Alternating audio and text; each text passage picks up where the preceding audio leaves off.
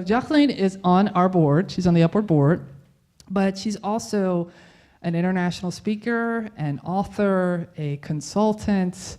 She has worked with the likes of AMD, the FBI, Maxim Integrated, Standards & Poor's as a consultant and advisor to those companies. So she knows a whole lot about leadership, about development, about creating visionary organizations, and about developing the next generation of leaders to run our companies. So she's going to talk today about her experiences doing those things, and I would warn you that she is also a black belt in karate. So don't mess with Jacqueline. She looks tame and, Wales, Edinburgh. Yes, that's right. She looks like it, but she'll mess you up. Make sure you have your mic. She will mess you up if you're not nice to her. So, all right. So the format is going to be as we've had it in the past. We've got an hour, 30 minutes of my questions, 30 minutes of your questions. We'll have some folks coming around with mics, literally in 30 minutes or a little less. I'm probably going to start around 7:30. So you'll be preparing questions as we're going through this, because I think that's more interesting than me getting up here and asking lots of questions. I want you guys to get involved. And we're going to start, because you can see her books. Good questions and good answers get you a copy of one of my books. So you might want to think about that. Yes, so we will be handing those out once and you we can get come to to that me point. afterwards for signing if you really want them signed. Yes, indeed. And we got a few more back here, so do ask some good questions. We'll get to that at about 7:30. We'll end right on time at 8 o'clock. So you can see here that one of the first books is The Fearless Factor. And so, I think everybody has to deal with this at some level. Professional courage, a will to face opposition and continue to push through, achieving your dreams, achieving your goals. So why did you write this book, Jacqueline? I mean, what was the motivation for you, and what problem were you trying to solve in doing it? I think it was really about sharing a message, because I wrote The Fearless Factor primarily at the urging of several people in my life who said that I had taken a journey through my lifetime of understanding what fear was really all about. And I feel like, fear for me was like having a serious disease. It was there from the day I was born till quite late into my 30s, when I really began to understand that I could do it differently. And when I say fear-driven, I mean it. I was born into poverty, violence, sexual abuse, emotional abuse, the whole 9 yards. I got it. And I don't see that as, at this point in my life, as being, a sad story. All I see that this was ammunition for me to go forward. So people wanted to know how I had come to the other side. They wanted to know how I became Fearless Jacqueline. And it was the karate black belt, I'm pretty sure. As I first told one of my first teachers, as I said, the lassie for the Highlands, the Scottish warrior. And mostly it was just rage-driven. Anger was a big piece of the driving force in me. And I don't know if anybody in the room can relate to that, but it certainly pushes you into dramatic situations, which I managed to do quite well. Thank you very much. So the writing of the book was really my way of explaining my story, my journey. And I also took the stories of other women and put them in the book too, because I wanted to know how they had taken the fearless journey. And here's what I say about being fearless. It's not the absence of fear. It's the choices and the decisions we make that to get past the fears that actually makes the difference in our lives. Because all of us have fears. It's pretty normal. But it's what you do with it. And it's also about the stories you tell yourself. And many of us go through life feeling like we're victims. And you're not a victim unless you choose to be. And that's a big message as well. So there's a lot of good, juicy stuff in here, but it was really the journey that needed to be brought out. And, in the workplace, so we're all professional women, senior professional women. How do you deal with fear in the workplace so that you can maintain a positive attitude, you can maintain productive relationships, productive habits, in an environment sometimes it's very competitive, an environment that's not very nurturing in some instances, and where you feel like there's opposition. especially as professional women? How do you overcome those issues? Well, I think the first piece that I always teach is, do you know who you are? And many times we get caught up in fears because we don't know who we are. You don't really understand your strengths, your weaknesses, your values, and all of those good things that identify you and how you deal with it. And let's face it, corporate America is a very toxic environment. I don't care which company you work for, forward-thinking or otherwise, most companies are extremely toxic. And it's riddled with fear. In fact, there was a book written, and you might want to check this out. It was called Overcoming the Fear Barrier. And it was written by Tom Riegert, who worked for Gallup for 20 years and did several studies over that period of time to show that, in fact, fear was the greatest barrier in the workplace. And mostly it comes from people who get territorial, people who are afraid to push the envelope, who don't make space for other people, who are busy guarding their little piece of the action and not lifting people up along the way. I'm writing a new book right now, we'll talk about that in a wee while, called Innerfluence, which is the name of my company at this point. And what I talk about is it's not about creating great leaders, it's about creating better people. And there's not enough attention paid to helping people become better people within the organization. So you have all of your own normal, natural, whatever it is, your lack of self-esteem or your needing attention or whatever the case may be, all of that is at play in that workplace environment. And so when you get bosses who are bullies, what are you dealing with here? You're dealing with a very insecure individual. When you have someone who blocks your way at every turn, it's because I'm afraid that you're going to take over from me. So you find those kind of things in the workplace over and over again. So you as an individual have to have the strength to be able to say, this is not about me. This is about this person that I'm dealing with. And then you have to develop the strategies to know how to get around them. And that's a big piece of this. So tell us about that, because I think you have a unique leadership methodology for training executives to be highly collaborative, self-aware, self-empowered, driven, motivating. What are some of the things that you teach these companies that you work with on how to build those kinds of leaders? Because I think, we're kind of all, sometimes we've been faced with those challenges, right? Whether it's kind of turf battles or silos in organizations or, kind of bully bosses, difficult situations. What are you telling companies like Standard & Poor's and AMD and hopefully Intel at some point on how to deal with those issues? Well, I think the first thing that I would say is, let's find out who's in the room. Let's find out what are the challenges that they're meeting. And many times what I hear is, I have great ideas and I can't seem to get them moving. Or, I have a boss who shuts the door and doesn't talk to me. So many times I'll say to people, when was the last time you asked your boss, what is it that you need? What can I do for you? Because when you come in as a servant leader, and I'm a big believer in servant leadership, does everybody know what I'm talking about here? When you come in as a servant leader, you're really looking to that person above to find out, what is it I can do to serve you? Now, they might have a negative response to you, which is, oh, I don't know. And many times what happens is they don't even get the instructions on what they need to be doing. So you're left flailing in the dark. And then you get told it's wrong. Well, great, now I know it's wrong, but you could have helped steer me in the right direction. They don't take the time for you. They don't listen. And that's another big piece of this, is the communication thing. And I talk to companies and individuals about this. One has to learn how to listen. One has to learn how to talk to people.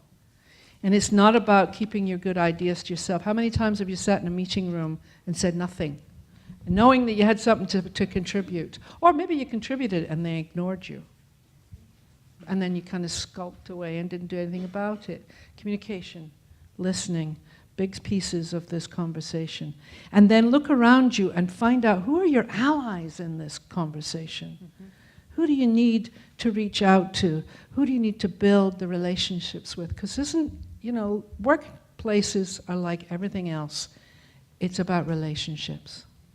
Some of us do it well, some of us do it badly.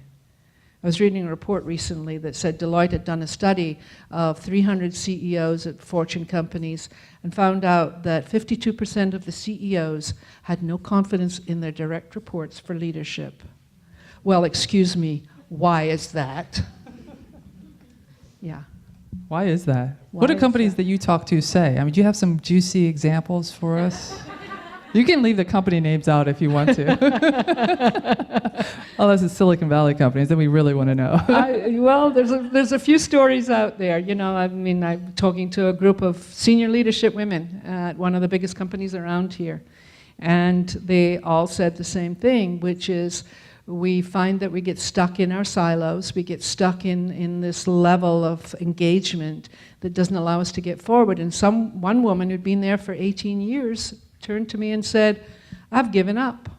I don't see any point in pushing anymore. Now, the giving up piece is the disengagement, and as we know, that's a huge issue, again, within corporate America. You go to work, you're not motivated, you could give a shit about, you know, what's going on. You're there for the paycheck, and you leave home, or you leave the office at night for home, and whew, thank God that's over. You know, when we're spending 60 to 70% of our lives in the workplace, what are you selling your soul for? The paycheck, the health benefits, the this and that? But it's up to you to make the difference. You got to learn how to step it up, and that's one of the big pieces that I talk to my executives about. You know, and they do. I mean, they see themselves as pretty fearless, but the confidence part is still somewhat lacking.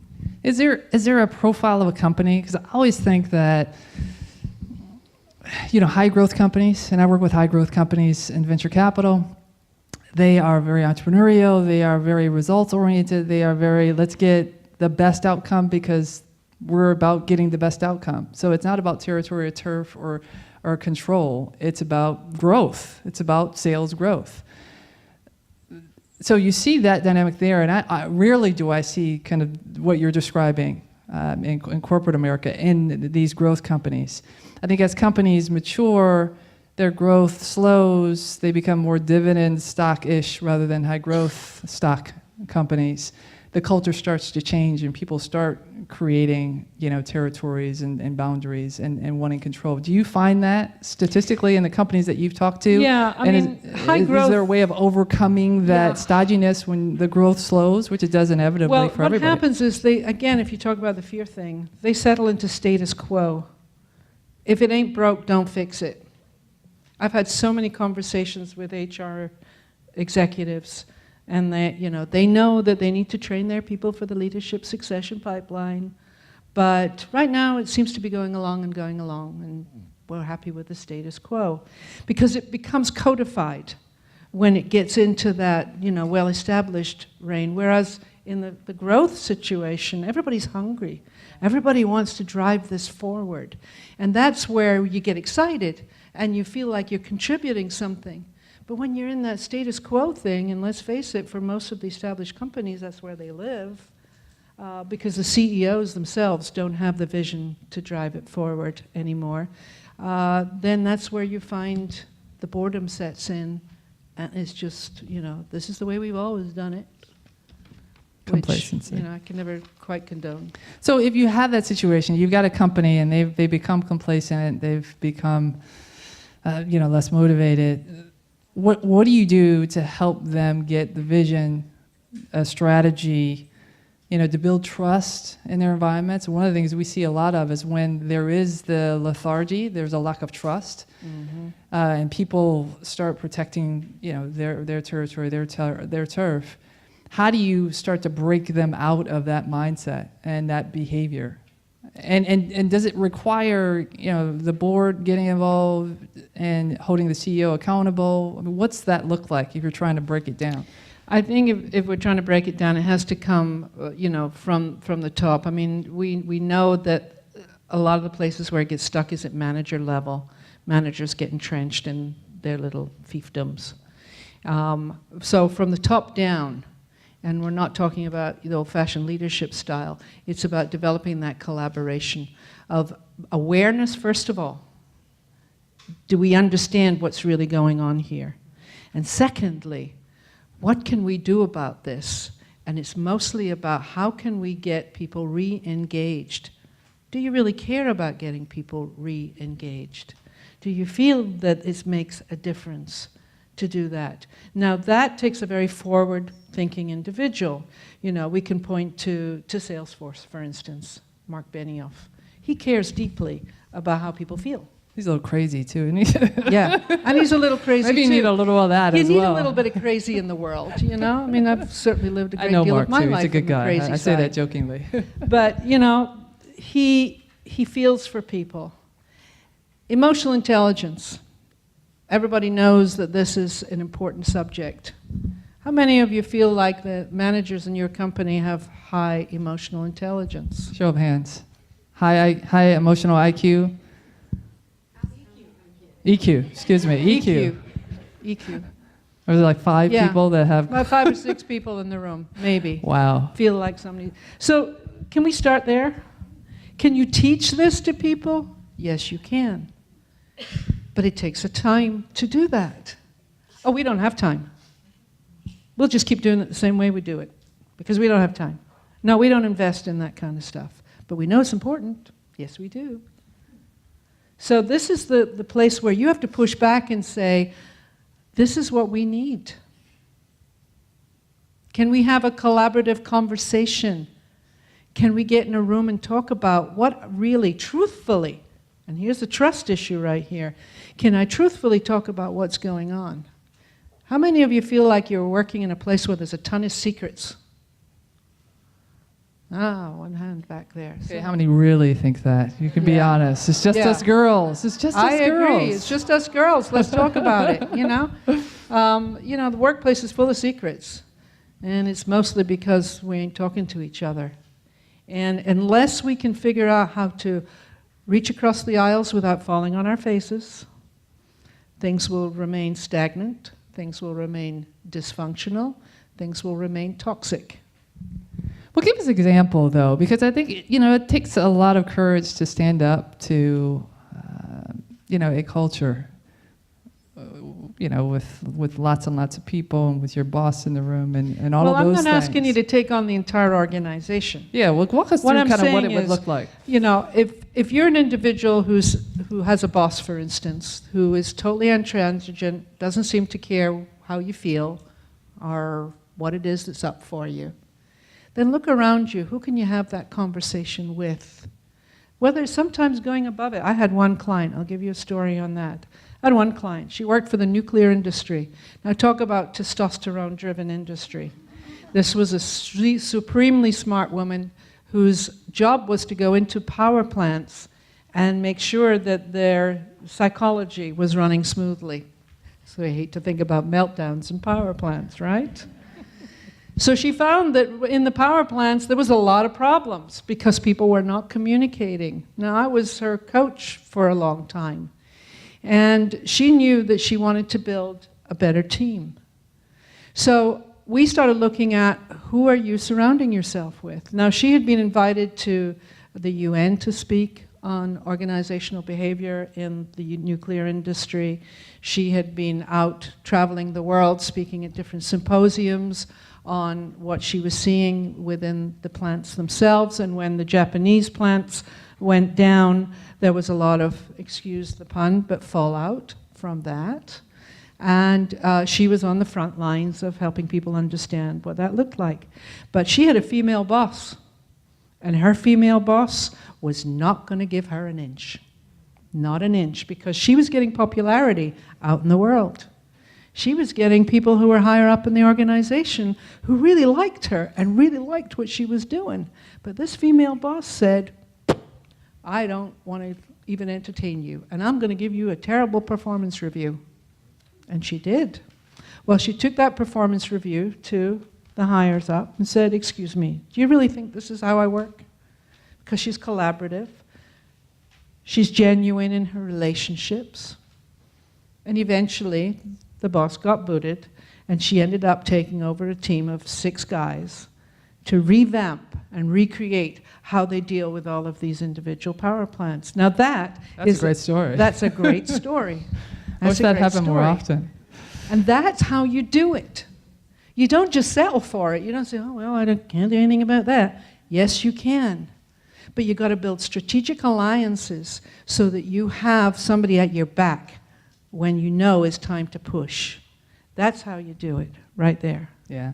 I mean, that's one of the things that we focus on at Upward, right? I mean, it's about development. So learning how to lead, learning how to achieve your dreams, to achieve the next progression in your career, but doing that through your network, right? I mean, we women tend to be heads down, getting the work done, getting the job done, so we can get home and deal with the other balls that we have up in the air juggling, and we avoid or we backburn the networking piece. And so that's building the relationships so that you have the support when you are going to take a risk and step out and do something bold, so that you have options in case your idea doesn't play out the way you want it to, or in case there's opposition that you hadn't anticipated, or in case there's other issues that you don't anticipate. Yeah. So what are your tips on how to do that? Well, here's the thing. You mentioned about keep your head down. Well, if you keep your head down, you can't see anything. So you got to keep your head up. And yes, you might be afraid it'll get shot off, but keep your head up. Probably will. And look around you. Think about your 10 people around you right now that you can see as allies within your workplace. Make a chart of those people and start building your relationships with them. I was talking to Lee tonight about how we as women, we need to develop these close relationships with people. You need to put yourself out, frankly. And you've got to be very strategic about it. I came to the Bay Area 2 years ago, just over 2 years ago. I knew no women. I had some old friends here, but they weren't in my field and, wasn't really connected. So I strategically set out to build this amazing network. And when Lisa and I met last July, we had an hour-and-a-half conversation. At the end of it, she said, oh, I like what you're doing. Would you like to join my board? And I went, yeah, I think I could do that. Because I'd been strategic about who I needed to talk to. And I was introduced to Lisa by somebody else who was strategic. So this is what I'm urging you right now. Think about who's in your network and who you have to strategically build a relationship with in order for you to move to the next level. Because none of us gets there alone. That's a big piece of it. And we as women, we go to these networking events, and this is one of my pet peeves, so please excuse me. You'll make a lot of yada yada around the room, you'll collect a bunch of cards, and then you'll go home and you forget about it. Many of you don't bother following up, and if you do follow up, the person on the other end doesn't bother responding. Anybody familiar with that scenario? Everybody in this room, right? Yeah. So be strategic about who you want in your life and what you want from them, which is another big piece of this. What do you want from them? And what can you give them? Because it's reciprocity. And as servant leaders, you should be about serve first, get later. That's really how it works. So that's a big piece on that one. That's good. That's very good. All right. Well, so we're all out trying to achieve our dreams, find our passion. I mean, what's your take on what real success looks like for your career, for your life, real fulfillment? Because that's the other thing, right? We've got these balls again, we're juggling, right? We want fulfillment, we want family, we want a career, we want friendships, we want to advance, we want to do all these things. How as women do we go about doing that and really having fulfillment? Because sometimes it's not just enough to get the promotion. No, and it really is, forget work-life balance. We all know by now that's a mythology. It doesn't exist. It's about choosing the priorities in your life. So sometimes it'll be your family, sometimes it'll be your work, sometimes it'll be your extracurricular activities that you enjoy doing. Many of you know, if you've looked at my website, I have a home in Bali, and I run retreats there for women. And the biggest complaint that I get is, oh, I really want to go to Bali. Yeah, but you have to take 10 days off. Oh, I can't take 10 days off. Now, if you don't give yourself some time off, and I lived in Europe for 12 years, they have month-long vacation there. They definitely take advantage of every minute of it.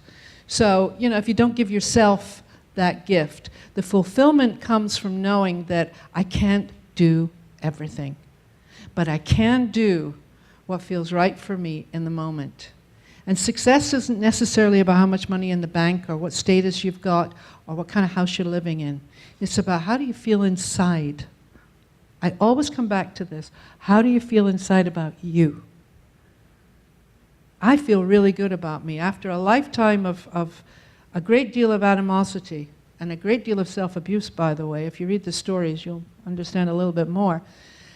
But I really like me at this point in time. And there was a time in my life when I could have said, I really don't like you. And I had behavior that mirrored that. So give to yourself if you're looking for that fulfillment. And people say follow your passion.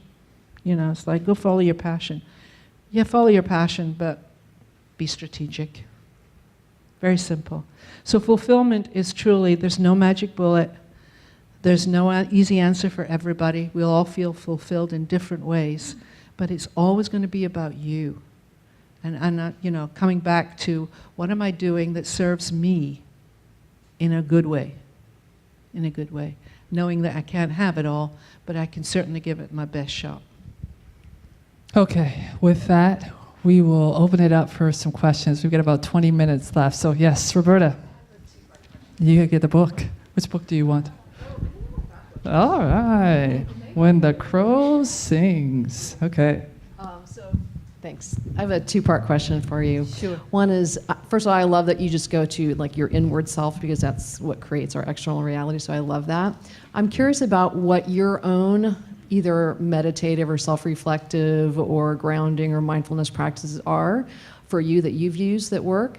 And then the second part of my question, totally unrelated, is I'm curious about how many women you've coached along the lines that have actually left corporate America to find their own inner happiness. Yeah, that's good questions. Thank you. As far as my mindfulness practice is concerned, I do meditate every morning, or at least I try to. It's not for very long. I give myself 15 minutes to just take that moment to be still, because I'm a very active individual. And like this morning, I was up at 3:30 because the brain woke up and said, "Oh, you've got things to do. You might as well get up now." So, those moments are really, really precious and very important. I tend to be very disciplined because of my martial arts training. So the commitment, the focus, the discipline, all of that stuff comes to bear. And I see that, I used to say this, that my martial arts training was my meditation. And to the second part of your question, which is, remind me again. Women you've coached. Well, how many women have I coached that have left corporate America?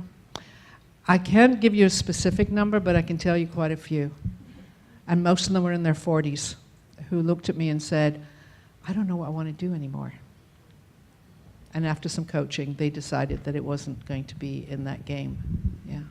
We have 8 questions. Okay, so you were up first. Yes, you, the lady there. Run around. My name is Angel. You talked about how we as women need to seek out strategic alliances, but can you talk about how we can be good allies to each other and to be someone that's sought out as part of a strategic alliance? Very simple question. How can I serve you? What can I do to help you? One of my favorite questions is to say to somebody, for instance, in a gathering like this, what's your greatest challenge right now? What do you need help on? That in itself opens up a wide variety of conversations. Yeah. The only reason I kind of want to follow up on this is because it's one thing to express to someone, what can I do for you? But how do you, and what question do you need to ask to be able to really fulfill that for that person? Because you talked about how you can ask, your boss, how can I help you? And then you don't get it done correctly. But then when you ask to help someone else, how can you actually be effective at making sure that you are serving their need in like I said, being a good ally for that person. So I'll give you an example. When I work with my assistants, I will basically say to them, if there's something you don't understand, please ask me. Because many times we feel like if we're told it once, we're supposed to know it. Well, that doesn't work that way. You know, you can tell me once and I didn't get it. You can tell me again, maybe I'll get it. And if you have to tell me 3 times, well, then I'm really screwed. But, you know, make sure that you're having a conversation where you understand what's needed. They understand what it is that you're trying to do. So it's being clear in that communication to make that happen. So again, coming back to specifics of, if this is what you want me to do, just let me reiterate that for you. Make sure that I heard it properly, and then I'll go away and do what I need to do. So take the time for those little extra steps. That's a big piece of it right there. But that question of what's your greatest challenge and how can I help you is a fabulous question. Let me add one thing to that, because I think, especially in Silicon Valley, it's been my experience that servanthood and approaching people that way may present an appearance of weakness. I don't agree with it at all, but there is a perception that if you're not out there, you're not driving, and you're not taking the lead, and that you are weak, or you are less competent, or you are less capable, and you are somebody that can be walked over. So how do you manage that tension? Right. And again, it's, from the point of view of, if you're looking at this as a weakness, and many people do see that as a weakness, I get that. I want to give you the best I can give you. Again, a slight reframe on this. I want to do the best I possibly can for you. So can I just make sure that we're all clear on what it is that we're working on here, what is needed? I think that's a big piece of it. The vulnerability piece. Because here's the thing for many women, they're afraid to speak up. And so when you remain quiet and you remain subservient, how are we supposed to make progress? And it's really down to not worrying about what other people think, because what they think is none of your business. Okay. There's Ellen's question here, and then we're going to get in the front as well. So Ellen. Eileen, I'm sorry. That's what I meant. Sorry. Okay, so it's pretty good follow-on question to that one. So when you're in that moment when you have to find the courage, right? Whether it's going into a meeting and saying something you know is going to be unpopular, whether it's firing someone when it's horrible if you ever have to fire someone. Like, there are all these moments as leaders where we have to find that inner courage. Do you have any techniques or approaches that you recommend to people on, in that moment when you know you're going to have to be brave, right, and fearless? How do you find that? I'll show you. She's going to practice this karate chop on somebody. Who wants to be the volunteer? Not me. So, one of the exercises I give my people, and you probably know this, body language is important. And this is a power stance. Your feet are apart. And one of the things you can do before you go into that meeting, find yourself a quiet space, maybe the ladies' room. Nobody's around. I want you to put your hands out and feel the energy that's running to your fingertips. Everybody right now, do it upwards because there's not much movement. So, if you think about energy, think about what's at the tip of your fingers right now. What are you feeling? Tingling. Exactly. So if you think of yourself as a tall tree, you're bringing the energy in from the sky, down through the body, into the roots. Now, for those of you who do mindfulness training, meditation, you know this exercise. It's about pulling that energy in and that force. Now, what happens is, because you're psyching yourself up, essentially, you're ready for that conversation. Now, as a woman, I always forget about these things. I'm singing voice, I forget. As a woman, you have the compassion, the empathy, and all that stuff going on. Some women don't, but, I'm presuming you do. So you're now grounded, and you're ready for that difficult, awkward conversation. My husband has a great story on this. He used to say when he was younger that people would thank him for firing them because he was so generous in his praise of who they were. Before he would say, your ass is out of here. So that's that piece. And what you're really talking about is the confidence to know that, there's sometimes things that have to be done that are not easy. They're awkward, and people are going to be really unhappy. And here's the other piece of news I have for you. It's not your job to make other people happy. And as women, we're frequently people pleasers. So I would say that is probably something for you to think about. Does that answer your question? Yeah. Read a book for Lane. Great. Jude. June. Thank you. And I like that it was upward. That's right. Exactly. We're pointing up to heaven. There We're we go. upward. I had a question. You said, look at about 10 people in your life to surround yourself with. And what does that relationship look like? It will go from being extremely personal and close to a little bit distanced. So if you think of it as circles, and you think of building your circles outwards. So right in the center is you. And then your next circle in is the people that you have some intimacy with. The circle beyond that is the people that you perhaps have in your circle and you need to build a stronger relationship with. And then the circle beyond that may be people that you don't know very well, but you want to know better. Okay, I guess let me ask the question a different way. You mentioned that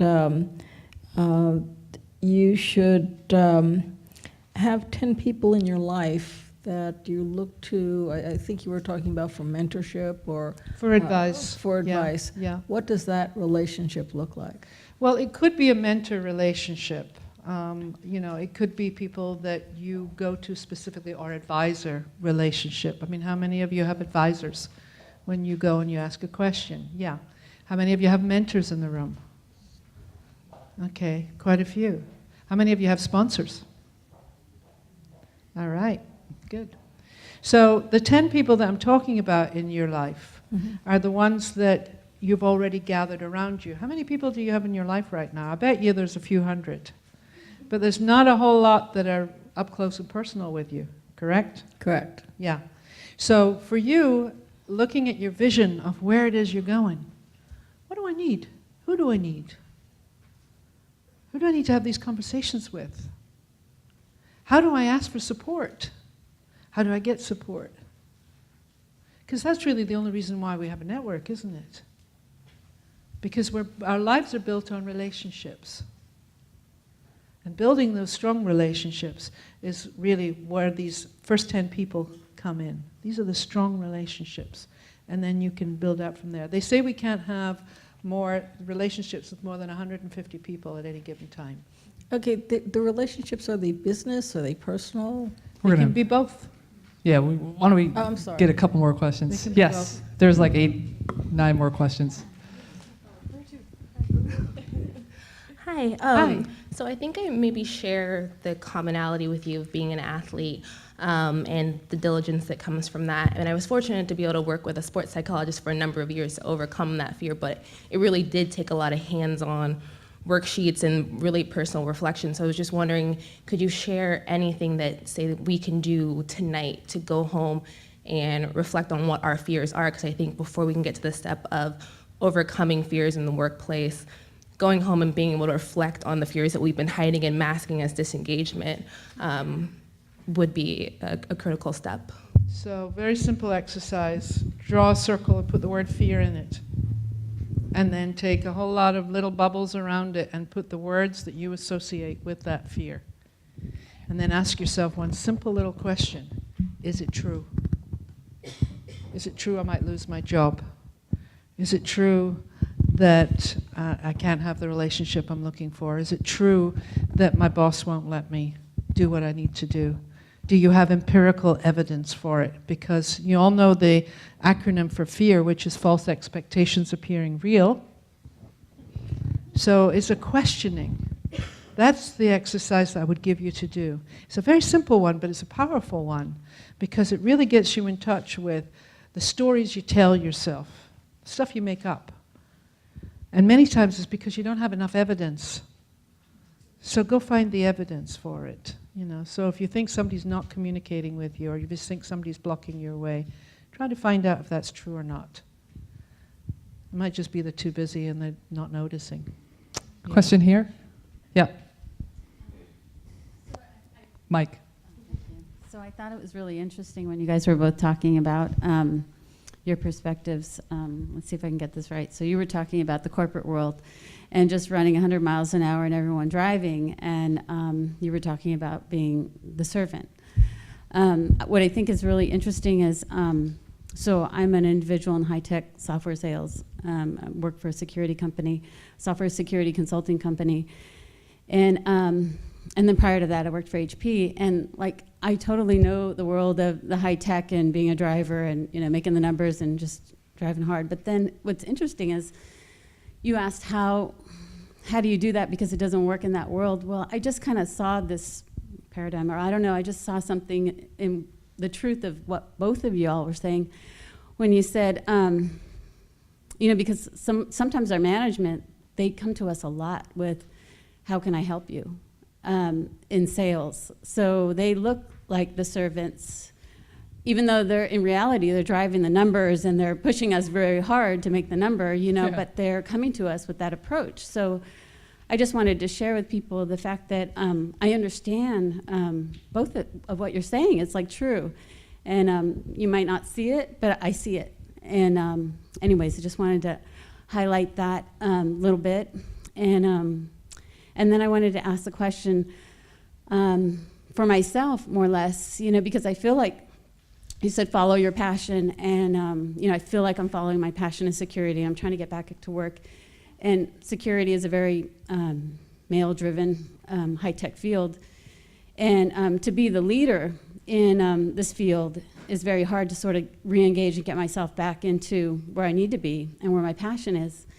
And so I was thinking about also what you were saying on how to serve someone. And I've tried this where I've reached out to someone to help them in a high-tech corporate event, put myself in the security, and just volunteer my time. And it's funny, I can't get any response from something like that. So I kind of wanted to ask you, how do you, what do you tell someone like me that thinks they're doing all the right things, trying to re-engage back into the and network the right way, but maybe I'm just not doing it right, or maybe that will come from your next session, or maybe. But I wanted to hear from you just what your perspective is on what you think is the your method for sort of networking right and following your passion that way. Well, I think the first thing I would say to you is there's no right or wrong here. So when you're making judgments about, not doing it right, you're automatically looking for where's the barriers that I'm putting in my own way. And I feel very fearless. I don't feel this fear. Well, at if you're all, and where working I'm going in a when I'm doing it, male-dominated how- industry, so I get it, and it's sales, and it's also very male-dominated. So there's a lot of testosterone you have to deal with. So for you, being able to stand in your own power around this is going to be really important. Doing it better, I would say, is really about, who are you really talking to? Are these people that really not going to make a big difference? Or is it people that you don't have in your circle that you would like to have in your circle? So how do you build a relationship with them? And it's not about going to the golf course, by the way, because that's kind of redundant at this stage of the game. It's really about how can we have a conversation, because I share your vision and your dream, and I want to be able to participate in that. And that can be a very heartfelt, trusting conversation, if you're willing to take it. Does that make sense? That's good. Yeah. Question here. Hi. Hi. I have just one fear right now. After a gap of 5 years from full-time work in high tech, my 2 little boys are old enough that I can leave them in daycare and go back to work. So I have an interview coming up, but probably, but I've had at least 4 rejections or 5 in the last 2 weeks because I have a gap. So I've been figuring out how to market myself in a way that shows what I did during the gap. And I mean, my only fear is if I keep getting rejections, I'm going to erode confidence. So. Yeah, it's that terrible double standard thing again, isn't it? You know, it's like we all want families. Somebody has to go away and do it. And when they come back, it's like, ooh, well, you know, you kind of lost your chance here. It is a terrible double bind. I get it. I really do. And the fact that you've been on interviews and it still hasn't broken the ice. Were you on any kind of volunteer situations at all? Yes, I did some consulting. And, Okay. And is that on your resume? Yes, and I did some help for nonprofits, volunteering at schools. Okay. I have a lot of things, courses. But what was interesting was people were recommending me within a company, but the applicant tracking system within 24 hours said, you know, we don't have a place for you. And some of them are the same skills that what was needed was the same skills I did 6 years ago. You know, the technology just changed a little bit. Yeah. Like, say, evaluating search engines. So, Yeah. so I had to deal with the instant rejection. So. I would hesitate to kind of jump into that one. I think there's a big confidence issue here too. And as you said, you don't want to lose your confidence. So being able to step in and say, you know, what is exactly that you need here? How can I bring what I've done? And I would actually highlight all the different elements of what you've been doing for the last 5 years, in, again, strategically placing it there. But having those conversations and the vagaries of people's biases during the interview process has filled books. Many, many books. We all know this. So there's no easy answer on that one.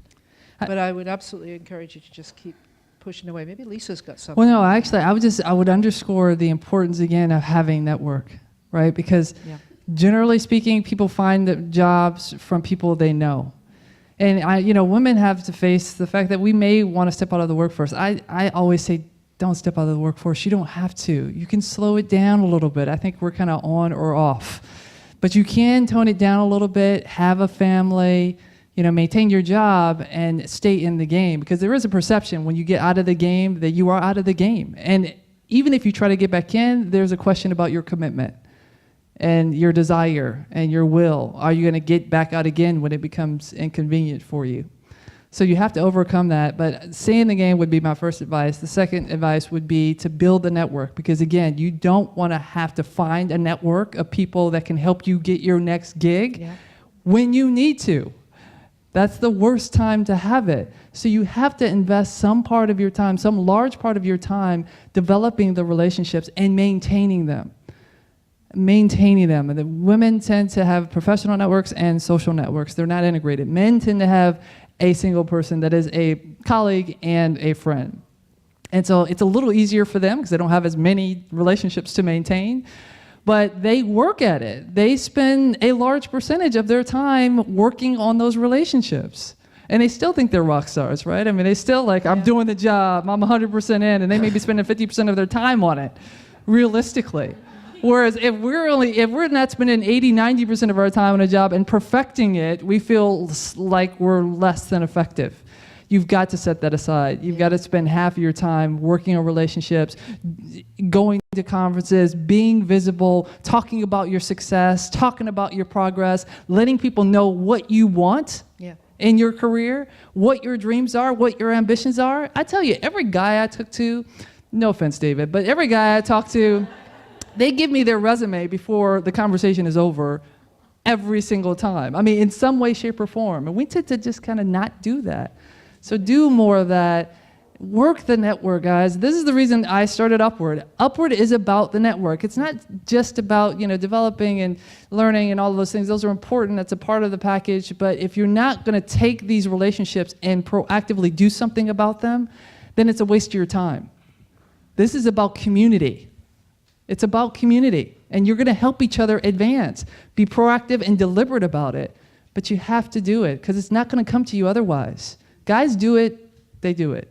And credit to them. And we have a question in the back and 3 on the side here, but you had her hand up first, all the way to the back. I'm sorry, and we'll get you next. Hi, Lisa. Thank you so much for your insights, and thanks to you too. I just want to draw upon what you have just shared with us. It is so, it feels so bad when some of the male counterparts, if I'm speaking for some idea, shush me down, sir, or ignore it. I didn't say it. And in the very next meeting, some male guy actually uses my slide, doesn't put my name there, and just, oh wow, this is a brilliant idea, and puts a nice picture there. It just breaks my confidence. I mean, and I know that I'm performing at 1.5 or twice the level of the person whom I'm being compared to. Still, I get the opinion that you need to do more to get the promotion. And I hit a brick wall because I can't ask for it more. And I love the job that I'm doing. It's exactly what I want to do at this point of my time. And I know that my career aspirations, it will fulfill that. But then how do I break these walls around it? How do I tell people, you're using my work and I don't get any credit and feels bad to me? It's a great question. That sounded pretty good, actually. It's a great question, and of course we know many stories that are exactly the same. You know, a woman will put forward an idea and it's brushed over, and then the guy steps in, and it's like they thought of it. And, you know, you're feeling like you're screwed, frankly. Your job is to say, excuse me, but don't you remember at the last meeting we had blah, blah, blah? And I really appreciate that you took it and built upon it. So it's not about saying, screw you, because, you know, you did the dirty. You want to show that person up. You want to say, I really appreciate that you took my idea and ran with it. How wonderful. Where do we go from next? Does that work? There's another question here. Thank you. Yes, you. Sorry. Mike. Two questions. One is a follow-up to your earlier comments about asking your leader, what do they need from you? What if they can't articulate that? What if they don't know? How do you appear strong and help them when maybe they don't really know? Okay. So you have some of the details, 9 times out of 10. You have some of the details. They're not able to fill in the rest of it for you. So what about if you sit down and you go, you know what? I've got this part of it, and I think, you know, we could maybe discuss this next piece, because if you think you're more articulate than he is, then at least show that piece of you. Because they don't have to have all the answers, because most of the time they don't. But if you think that you are grasping what it is that he's looking for, and you need to fill in the details, then supply him with some of the details, so that he can say yes or no. And then if he says no, then you go, okay, so maybe you can give me some idea on what it is that we're looking for here. And just keep asking questions. Here's the thing about great leadership. It's about questions. Get curious. Here's the thing. Many of us get curiosity knocked out of us as adults. Children are extremely curious. But as adults, we think somehow it's not polite to be curious and ask a lot of questions. But unless you're asking questions, you ain't going to get the answers. So keep asking the questions until you get the answer you're looking for.